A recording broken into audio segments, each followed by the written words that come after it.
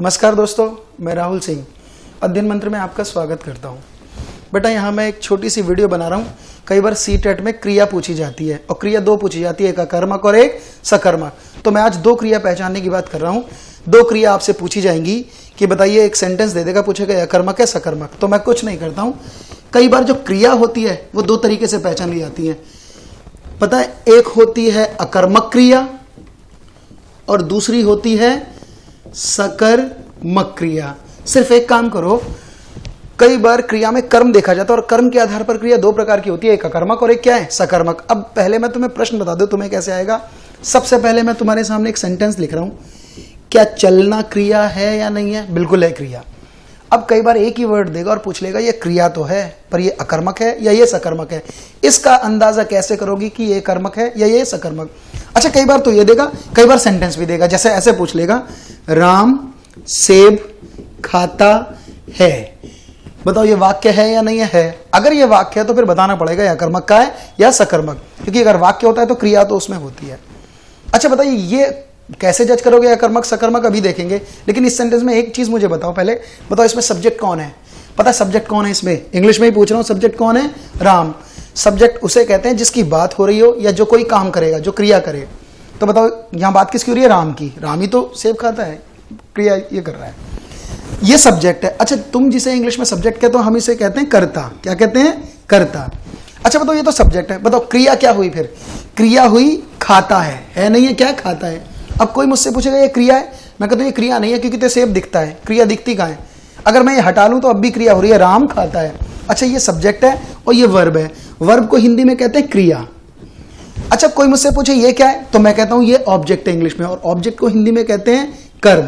तो सीधी सीधी बात है, कहते हैं जब किसी क्रिया में कर्म भी होगा तो वो होगी सकर्मक, और जब किसी क्रिया में कर्म ही नहीं होगा, यानी कर्म ना दूं, तो ये क्या है? अकर्मक। पर ये इतना आसान नहीं होता, देखेंगे। लेकिन फिर भी एक चीज समझ गए, जो क्रिया कर्म के साथ आएगी वो सकर्मक है, और जिसमें कर्म ही नहीं होगा वो क्या है? अकर्मक। जैसे एक बार बताइए, ये वर्ड क्या लिखा है? कर्म।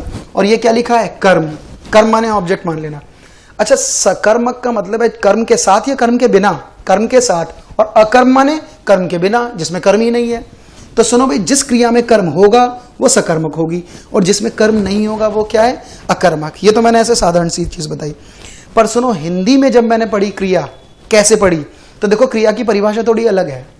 सीधी बात है, सकर्मक क्रिया उसे कहते हैं कि जब क्रिया का सारा असर, सारा परिणाम, सारा फल ऑब्जेक्ट पे पड़ेगा, कर्म पर पड़ेगा, वो कौन सी क्रिया है? सकर्मक। और जब किसी क्रिया का प्रभाव, सारा असर, सारा प्रभाव, सारा रिजल्ट ऑब्जेक्ट पे ना पड़ के सब्जेक्ट पे ही पड़ेगा, कर्ता पर ही पड़ेगा, वो कौन सी क्रिया है? अकर्मक। तो चलो इसके कुछ एग्जाम्पल देखो भाई। मैं पहला सेंटेंस दे रहा हूं, बताना। राजेश हंसता है। एक सेंटेंस दिया, राजेश हंसता है, ठीक है। अच्छा, कोई मुझसे पूछे कि ये सब वाक्य है? बिल्कुल वाक्य है, सेंटेंस है। और वाक्य तब होता है जिसमें क्रिया होती है, वाक्य तभी होता है। अगर ये वाक्य है तो आपको बताना पड़ेगा ये अकर्मक का है या सकर्मक का। तो चलो कैसे जज करोगे अकर्मक सकर्मक? सबसे पहले जब अकर्मक सकर्मक का है तो पहले सब्जेक्ट निकाल लो। सब्जेक्ट कौन है? राजेश। अच्छा, सब्जेक्ट उसे कहते हैं जिसकी बात हो रही हो, बात राजेश की तो हो रही है, ये सब्जेक्ट है। अच्छा, ये तो सब्जेक्ट है। अब बताओ फिर इसके बाद वर्ब क्या हुई, काम क्या हुआ? काम है या हंसता है? क्रिया पूरी हुई है, हंसता है। अच्छा बताओ, सब्जेक्ट ये है, वर्ब है, इसमें तो ऑब्जेक्ट है भी नहीं, फिर भी अकर्मक दिख रही है। लेकिन बताओ, जब मैं कहता हूं राजेश हंसता है, पहचानना ऐसे, राजेश हंसता तो है, पर बताओ हंसने का इफेक्ट किस पे पड़ा है? राजेश पे पड़ा है, यही तो हंसा है ना। कहते हैं जब क्रिया का सारा असर सब्जेक्ट ही लेता रहेगा तो वो है अकर्मक।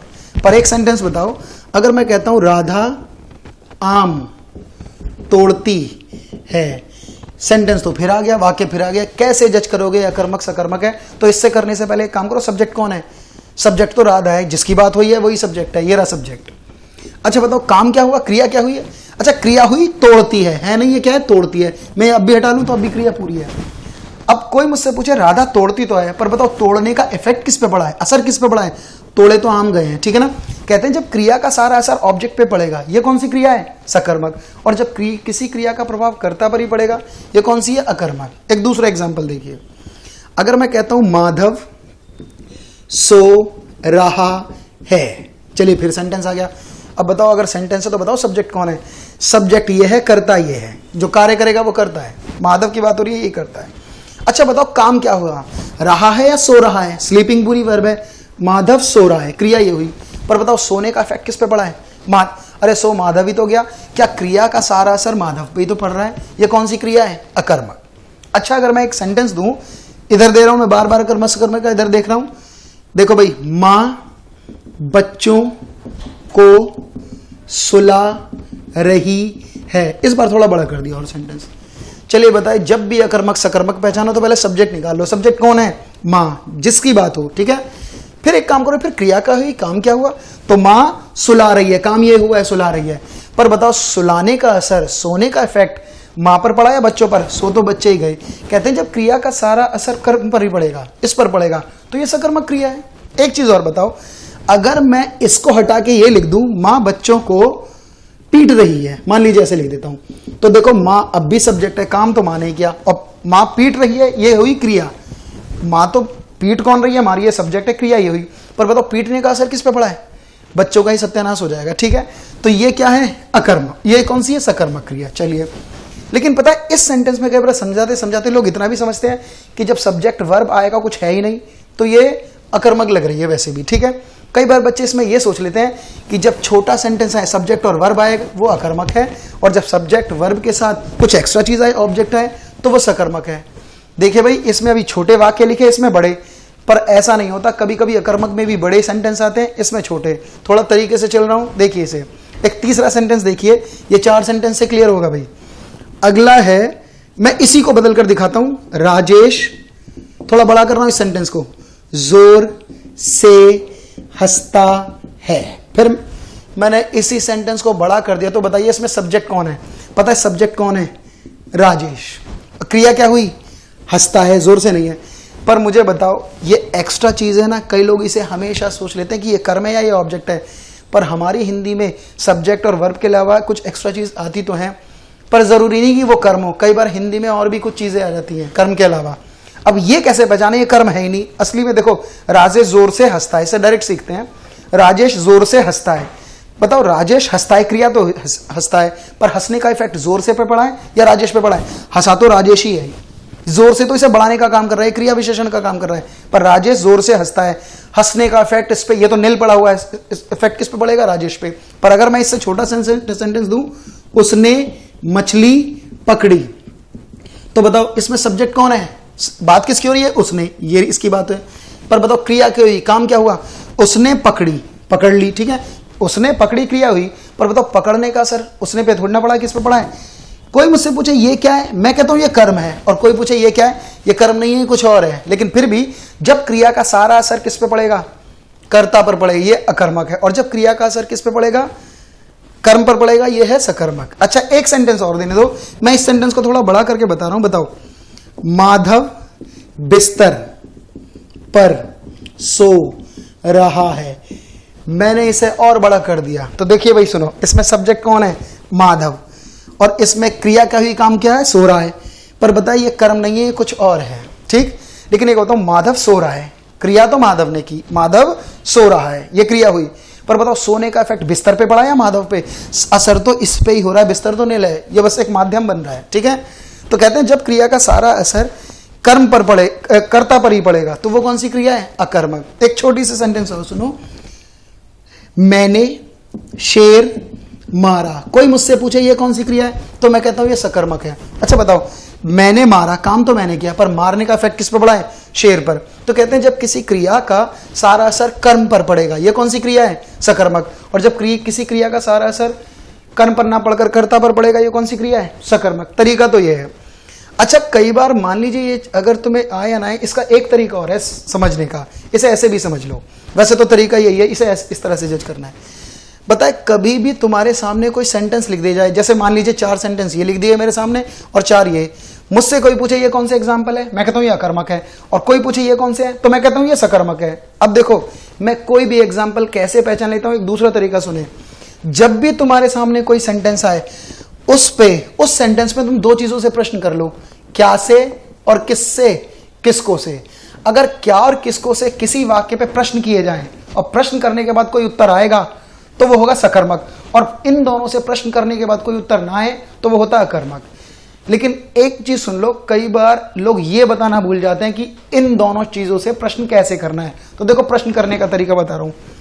इस सेंटेंस में देखो, कोई मुझसे पूछे इसमें क्या है, सब्जेक्ट है, और कोई पूछे ये क्या है, मैं कहता हूं ये है क्रिया, है वर्ब।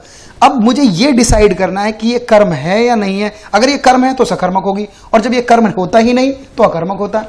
अब ये कैसे पहचानोगे ये कर्म है? तो देखो भाई सीधी बात, हमेशा जब भी तुम्हें कोई सेंटेंस आए और तुम्हें पूछना है कि ये सकर्मक अकर्मक है, तो इससे दो चीजों से प्रश्न कर लो, क्या से और किसको से। और देखो कैसे करना है, एक तो ले लो सब्जेक्ट, ठीक है, और एक ले लो वर्ब, और जो बीच की चीज है इसे ये पहचाना है कि ये कर्म है या नहीं है, तो इसे हटा लो, इसकी जगह क्या लगा लो, क्या और किसको। दरअसल सीधा प्रश्न ऐसे किया जाना है कि सब्जेक्ट और वर्ब के बीच में क्या और किसको लगा के करते हैं। तो देखो मैं करने जा रहा हूं, राधा क्या तोड़ती है, क्या तोड़ती है, आम। ये भी कह सकता हूं राधा किसको तोड़ती है, किसको तोड़ती है, आम को। तो देखो राधा क्या तोड़ती है, क्या तोड़ती है, आम। तो ये कौन सी क्रिया है, सकर्मक। जब प्रश्न करके आंसर ही आ गया कि राधा क्या तोड़ती है, क्या तोड़ती है, आम, ठीक।